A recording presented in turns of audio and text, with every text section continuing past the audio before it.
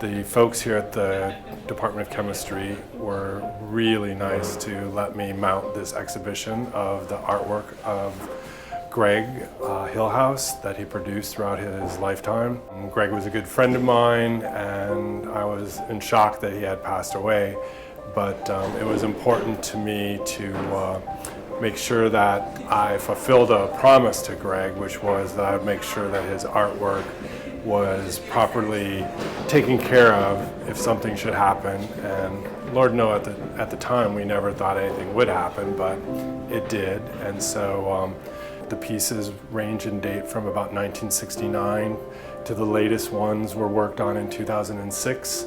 There's a wide range of works that are mostly oil paintings on canvas, but there's also some prints, linoleum cuts on paper, and some drawings and some pen and inks.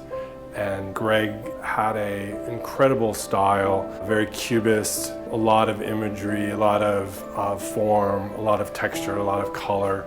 And I wanted to make certain that people had a chance to see a really great representation of the body of his work. And that's what we've put together here in conjunction with the second annual Gregory L. Hillhouse Memorial Lecture. Here at the university, Hillhouse was able to achieve many significant research accomplishments. He pioneered the transition metal chemistry of nitroxyls and terminally bonded diamines.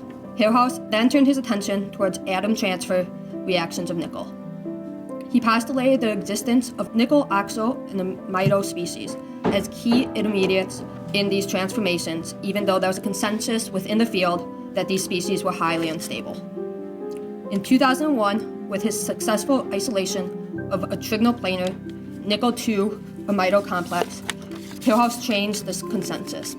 In addition to mentoring many graduate students and postdocs, Hillhouse dedicated himself to helping all the undergraduates here at the university. Because of this incredible dedication to the success of undergrads, we found it fitting that Professor Hillhouse's memory live on by honoring him through this lecture, and therefore renamed it to the Gregory L. Hillhouse Memorial Lecture last spring. With what would have been Hillhouse's 60th birthday being yesterday, we found it extremely fitting to move this lectureship to this time to serve as both a remembrance as well as a celebration of his life.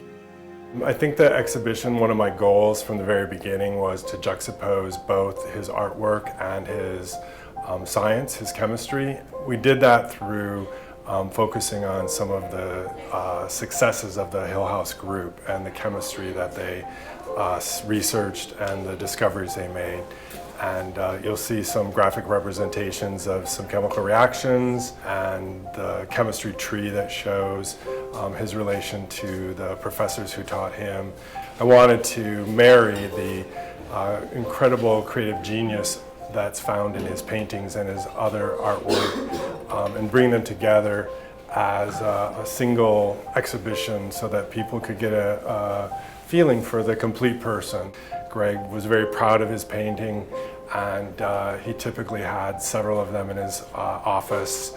Always, they were hung in his home, and many of his friends now own pieces of his art, and they're scattered across the country.